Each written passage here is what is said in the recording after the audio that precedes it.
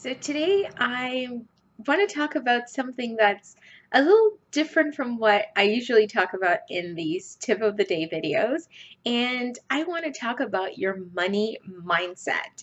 And this is not something that I've addressed a lot in the past, but it's something that I know is there and know happens because I've experienced it myself. And as I've been working with a lot of my one-on-one coaching clients over the past year, I've noticed it's something that I've had to address with some of them. And I also have seen this posted in the Facebook group a couple of times. So I just want to go over two major areas that I think you should be thinking about in terms of your mindset about money. And I want you to do some self-reflection today. So this video is purely for self-reflection. There are no tips that you can take away and apply, but it's an opportunity to look internally, right, into your own actions and how you can improve yourself.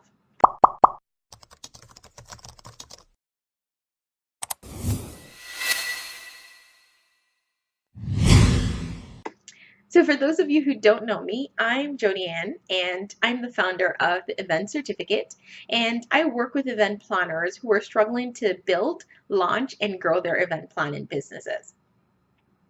So today's money mindset is I'm going to discuss in two sections.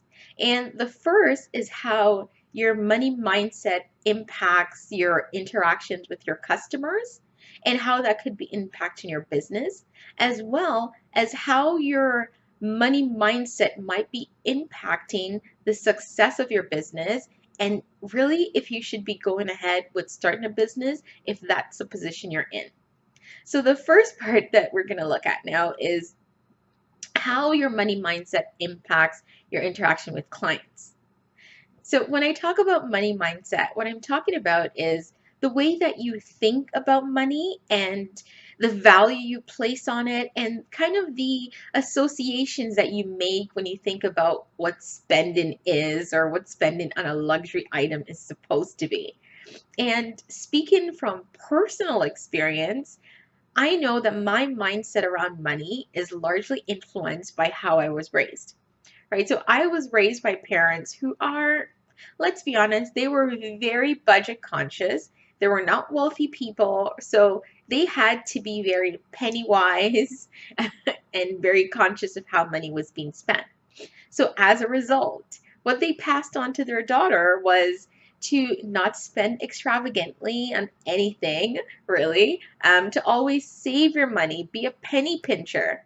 And so if you want to have a luxury, well, I say luxury, but if you want to have that little bit of extra coffee from Starbucks every week, is that really worth it? Should you look into cutting that and making your coffee at home and saving your penny to purchase a home or just to do something else? For me, for my parents at least, when you were making large purchases, they were usually something that was needed or necessary. So your investments were to be in, maybe if you're making a purchase for a pair of winter boots and they were costly than regular boots, and they were an investment in yourself because there was something that you were going to need later on and could wear for years to come. But just in a pair of fashion boots, that was a no-no, right? Because that was a luxury item and you're supposed to be saving.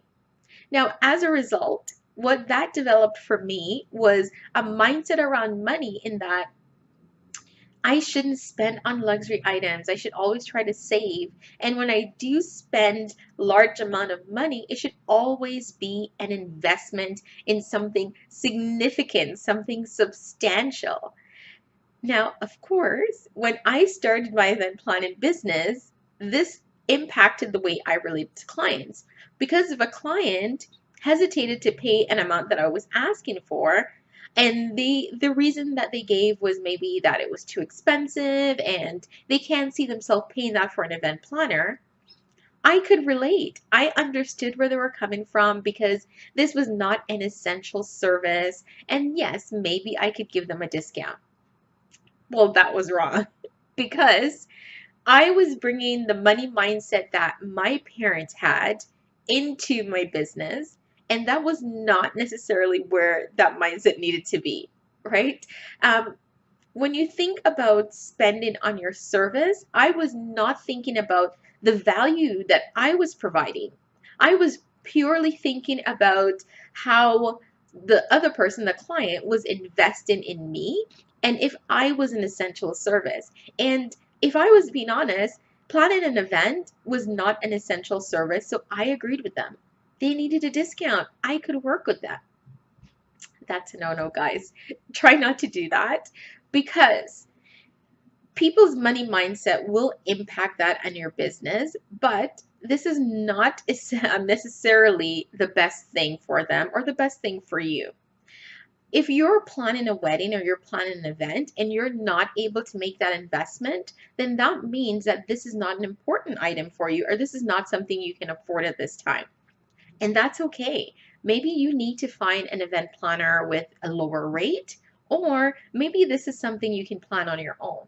What this shouldn't do is this shouldn't interact or impact your business and your prices. If they're not able to afford you, that's okay. You move on to the next client because for the next client, your service might be essential because they're not able to plan this event or they just don't have the time to invest in planning the event that you're able to because they would have to give up doing something else that will make them probably more money than planning this wedding or this event, and you can do that for them. So those are the clients that you need to have in your business. So try to just reflect when you're working with clients on how the mindset that you bring, how you were raised, how your parents, your grandparents, or just any loved one you have instilled certain values in you, and how these values, I'm going to call them values because they are impacting your interactions with your clients. So if your mindset is that your service is not essential or it's a luxury or it's just an extra expense that they don't really need, then you're prone to want to discount your prices and you should never be in that spot because you need to really evaluate your mindset around money and look into ways that you can change that. And how you can do that is one, understanding the value that you're bringing to these customers. And that's what you really need to find. You need to find the customers who value you as an essential part of their event planning process, right? That's where you need to be. And if you're not there, always take a moment and just think about how you can get there. So what I want you to do today is I want you to think back on your past client-customer interactions and think about how your mindset might have impacted those conversations or influenced some of the decisions that you've made. And if you think that how you thought about it or your penny-wise, penny-pinching methods or what you learned have somehow impacted you being able to make a profit, price your service accurately, or just work with clients that are the best fit for your business, then you really need to think about how that you can change that going forward and how you can better present yourself and your services when you're working with clients. So that's the first part of the money mindset that I want you to think about today. The second part relates to your business itself. So a lot of us tend to have this mindset, particularly when we're new and we're just getting started and you're excited about your business, where you're trying to do things and everything that you do or you want to do in your business has a cost associated with it, right? You have to pay for something. So what tends to happen is sometimes we hit a roadblock where we think, now I have to pay, say, $200 for an event planning software, but I haven't found enough clients to make this viable. Or now I have to pay for a scheduling tool to really book my consultations, but will this be worth it? So you stop yourself from progressing further along and doing certain things that are needed in your business because you don't think you have the money or you're not able to make that investment. This is crucial, guys. I really want you to take the time and think about the different ways that you can and will be growing your business. So if you're starting your business, there's certain things that you're going to need. You're going to need to have a website. You're going to need to invest in certain programs for if you're planning events. So whether that's Aisle Planner or Honeybook, any different programs out there that you need assistance with, there's certain investment you will have to make. Those are the just regular everyday costs associated with running your event planning business. And if you're not able to make those investments, I want you to take the time to think about what that means for you. Are you not able to make those investments because you can't see the value that they're going to provide? Now, if that's the case, then you really need to think about if this is the right area for you. Because if you're not able to make that initial investment to get your business started, then it questions how you're going to be able to grow and further enhance your business down the line. And I'm not saying that you're not able to do a lot of things for free. There are so many free tools and programs out there that you can use to help get started right away. But there's certain things that are essential that you do need to invest in if you want to seem like a professional company and a professional planner and to be taken a little bit more seriously. So you have to think about what it means for you and what it means for the things that you might have to pass up on to make that investment. Now, here is one that I like to tell everyone when they're going forward. I've worked with some people who are struggling to build their business, and that's a regular part of entrepreneurship.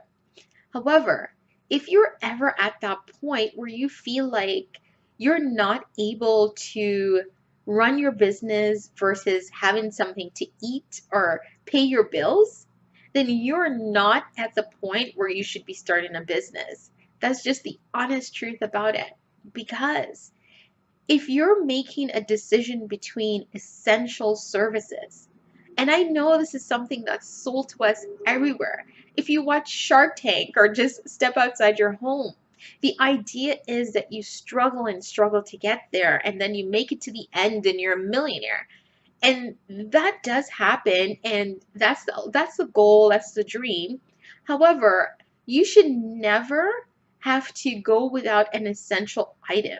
So you should never have to worry about paying for your lights or paying rent before going forward with your business. Because if that's the opportunity cost, like if you have to bypass rent to make your business go ahead, you're not in the right place to start a business.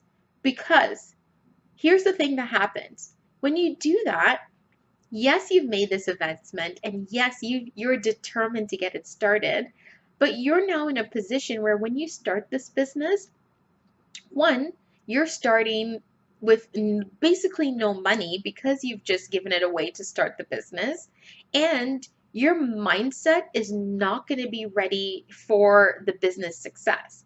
Because what's happening as you're starting is for you to be successful, or in your mind, for you to be successful, you will need to start booking clients and making money right away so that you can now at least adjust for or justify the fact that you passed up paying your rent in the previous month. And if that doesn't happen, you're immediately going to feel like you failed. You're going to feel down on yourself, and you're going to feel like you're in a worse position than when you started. And then you're going to run into so many more problems in the business because you're not going to be able to focus and give it your all. So that's just not the best way to start. You need to be able to start your business or go forward in your business when you're making sacrifice between another item and your business, but not an essential item. So I'll give you an example. Let's say you have, and I'll go back to a pair of winter boots. Let's say you have a pair of winter boots and you've had them for a few years, and you're thinking, I probably should buy a new pair of winter boots. But you know that a new pair of winter boots is going to cost you, or a very good pair is going to cost you, let's say $500. But you could take that $500 and invest in starting your business. Now, that's an opportunity cost that I think is okay. So if you're able to say to yourself, yeah, this pair of winter boots can probably last another winter, so I'll just keep going. It won't look the best when I'm walking outside, right? I won't look the most fashionable, but My feet will be warm for now, and I can still start my business and make certain changes. That's the position you want to be in, not the position where you're giving up an essential service or something essential to your well-being to start a business. Because you're going to be struggling, you're going to expect success right away to feel like you've accomplished something, and it's going to be even more difficult to get to that position where you feel like you've made it if that's the mindset that you start the business with. So I really want you to think about those two different money mindsets that you might be bringing to your business before we get into the new year. Think about how they've impacted your interaction with customers, the success of your own business, and how you can change that or make certain changes to the way you think, to the way you operate, and just to the way that you relate to money. Now, thank you so much for listening, guys, and have a wonderful day.